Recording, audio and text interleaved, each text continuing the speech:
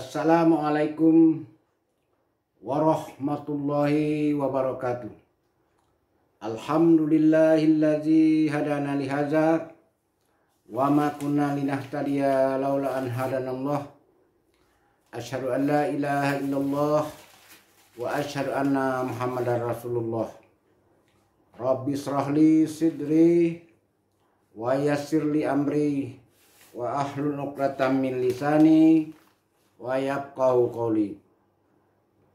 Para pencinta hukum adat Melayu Jambi yang saya hormati, para calon pimpinan Tanah Sebingkah Payung Sekaki Ai Setitik Telaga Rahmat, Pucuk Jambi 9 Lurah, Pucuk Jambi 9 Hukum Adat, Pucuk Jambi 9 Rahasia Tuhan yang tidak kita ketahui. Seperti kita ketahui bahwa hukum adat Jambi itu mengatur hidup bermasyarakat mulai dari di kandung ibu sampai di kandung tanah. Hukum adat itulah yang membedakan antara masyarakat orang dengan masyarakat hewan atau beruk di rimbo, monyet di hutan. Hukum adat Jambi seperti pernah beberapa kali saya katakan terdiri dari 5 ganjil, 4 genap, 9 sempurna. 5 ganjil adalah pucuk undangan 5 berisi 5 butir kalimat sakti sebagai sumber hukum.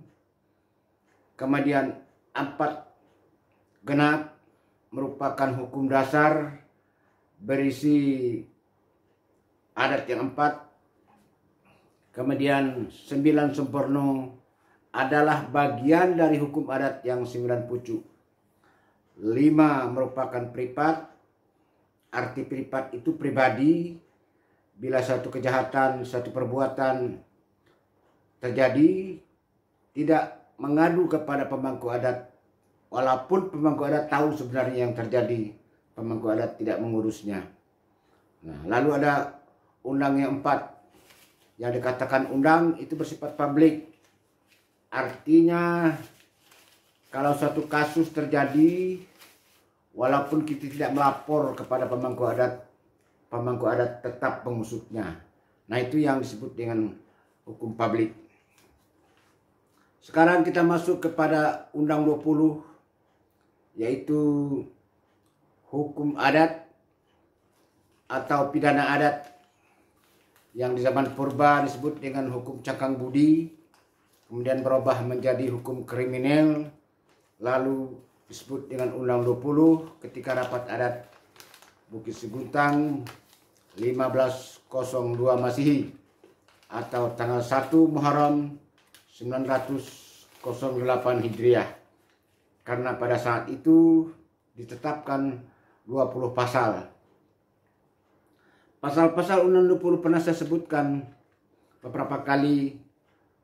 Pasal 60 itu karena terdiri dari Undang-Undang 8 ditambah dengan Undang-Undang 12. Terdiri dari 1 tikam bunuh padang berdarah, 2 upas racun bertabung saya, 3 samun sakal tegak di bateh, 4 sio bakar puntung berasap, 5 maling curi rebut maling curi dinding balobang, 6 merebut rampas mato belala, 7 dago dagi memberi malu, 8 sumbang salah laku perangai, 9 induk salah larang pantang, 10 anak salah gesoh bagenjeng, 11 mati dibangun gantinan hilang, 12 luko dipampeh jangan batauk, 13 balu ditepung tawa sedingin, 14 amun maki tukul bagalo, 15 ambak salah 5 gon empuh, 16 hutang bautang pencarian. Nah, sekarang saya akan masuk pada pasal yang ke-16 ini, yaitu hutang bautang pencarian. Hutang bautang. Apa yang dimaksud dengan hutang bautang? Ada orang yang mereka tidak punya mata pencarian, bukan seorang petani, bukan seorang pedagang, bukan seorang pekerja sebagai buruh, tidak. Tapi dia hidup, mata pencarian itu membuat hutang. Menghutang di tempat A, kemudian menghutang di tempat B. Di sana dibayar sedikit, sisanya dimakan, dijadikan mata pencarian. Lalu ngutang lagi di tempat B, tempat C. Begitu juga ditutupnya sedikit yang sudah dibuatnya. Lalu berhutang lagi. Pendeknya dia hutang. Dia tahu bahwa dia membuat hutang itu dia tidak mampu membayarnya. Tetapi dia selalu berbuat demikian. Nah, inilah yang disebut dengan hutang bautang pencarian. Di dalam hukum pidana, dalam KUHP juga hal yang seperti ini dilarang. Diatur dalam pasal 39A. Itu kalau di pengadilan disebut dengan present track right. Jadi orang yang suka membuat hutang piutang itu present track. Nah, itu kalau bahasa Belandanya. Saya juga bukan ahli bahasa Belanda, tapi istilah-istilah yang seperti itu di pengadilan terkenal sekali.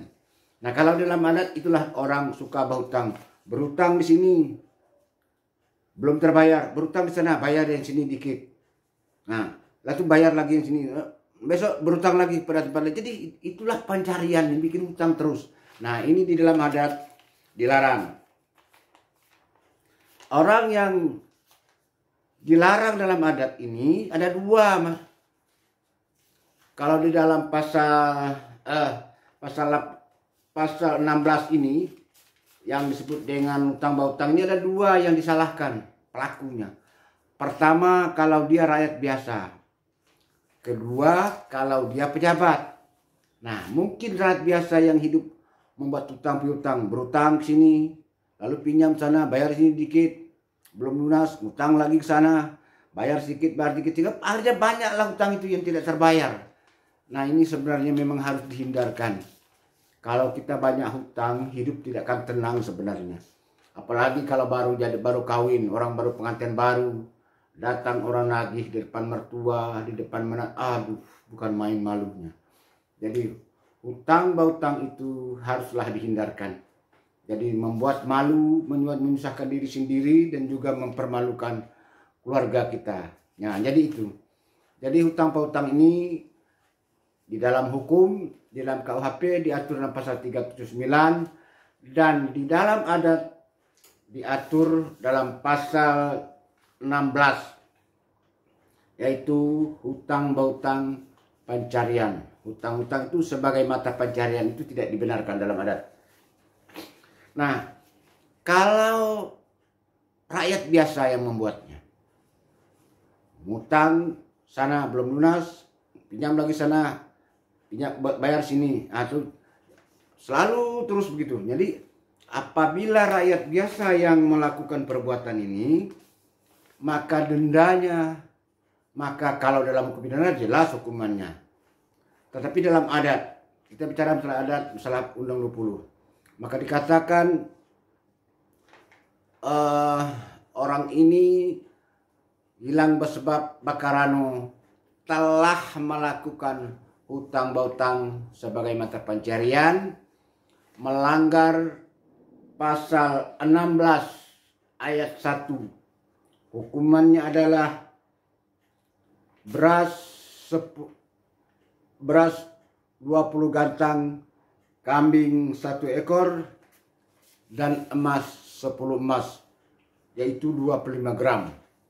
Nah itu, karena perbuatan dia ini merugikan orang lain. Minjam kepada tempat A 1 juta. Dia tahu bahwa dia tidak bisa bayar uang 1 juta itu. Mata pencarian tidak ada, penghasilan tidak ada. Nah, jadi orang lain rugi jadinya. Jadi hukum adat untuk menghentikan rakyat biasa seperti ini didenda seperti itu tadi. Kemudian kalau dia pejabat, lalu pertanyaan, adakah pejabat seperti ini? Ada, namanya saja kita orang banyak. Di tempat A mungkin tidak ada, di tempat C juga tidak ada, di tempat B dan D mungkin saja ada. Nah, jadi kalau pejabat yang melakukan ini, juga seperti itu, si pejabat ini dapat diancam pidana melanggar pasal 379A dan di dalam adat disebut dengan hilang sebab mati bakarano, maka perbuatan hutang piutang ini, apalagi dia pejabat kan percaya orang. Nah, sehingga ngutang sana ngutang sini orang percaya, maka pada utang itu tidak dibayar, maka hutang bautang yang dilakukan pejabat ini dalam adat disebut melanggar pasal 16 ayat 2. Dihukum atau butak dengan bereh 20 gantang kambing 1 ekor. Kecik babatu kedang babungkal baiko pegepalo didendo dengan emas 20 emas, atau kalau digramkan menjadi 50 gram, karena setiap 1 emas sama dengan 2,5 gram. Nah, begitu penyelesaiannya kalau terjadi hutang bautang di dalam masyarakat. Karena itu diatur dalam pasal 16 Undang 20. Barangkali itu saja yang dapat saya paparkan pada kesempatan ini. Lebih dan kurang saya mohon maaf. Saya tidak bermaksud menggurui siapa-siapa. Saya tidak bermaksud menyakiti hati siapa-siapa. Sudah saya paparkan segala dan dape. Sebaris dak lupa, setitik dak hilang. Keadonan terlindung di balik daun. Tinggal di hunut bakal lamu. Bukan memelau paneh di leku. Tidak bakuak mandi bakumpai. Kok jarang suko disisip. Kok hapat suko ditirang. Kok kurang suko dituku. Kok bungkuk suko dilurus mena, suko diuleh panjang di kampuh liba, alam tak kemang menyudahi. Tamat kaji kitab dilingkup, tamat gayung pedang diletak. Hikayat habis sengketo sudah, sah samo belunju, batal samo diampang. Terserah kepada ombak dan besabung, angin dan bapuhun, yang tinggal untuk yang pandai. Titik air bisa bertaup, orang sekapal duduk termenung, dalam kelam elok berlampu. Nan setitik jadikan laut, nan sekepal jadikan gunung, alam sekembang jadi guru. Balam terbang ke muka pintu, padi sulit apa dimakan, alam sekembang jadi guru, bumi dan langit ada di dalam. Segala yang benar dari Allah yang Maha Kuasa, dan yang salah dari Mukhtar Agus Khalif Esa. Kepada Allah saya bertaubat dari segala kesalahan yang telah saya lakukan, baik sengaja atau tidak, sehingga Allah mengampuni dosa-dosa saya. Kepada Nang Sakti Keramat mohon tabi, kalau wado nan terlewat terlampau. Kepada sesama insan mohon maaf dari salah kata dan perbuatan. Jangan terjadi rumah sudah tukang dibunuh, baik selesai tukul berdengkang, api padam puntung berasap. Biarkanlah segala yang terjadi itu berlalu, dibawa oleh angin lewat. Ikut di tebing yang runtuh, hanyut di arus air kili. Kok ada mimpi buruk, gerak nan salah. Mari sama-sama kita buang dengan membaca surat Al-Fatihah. Saya akhiri dengan Assalamualaikum warahmatullahi wabarakatuh.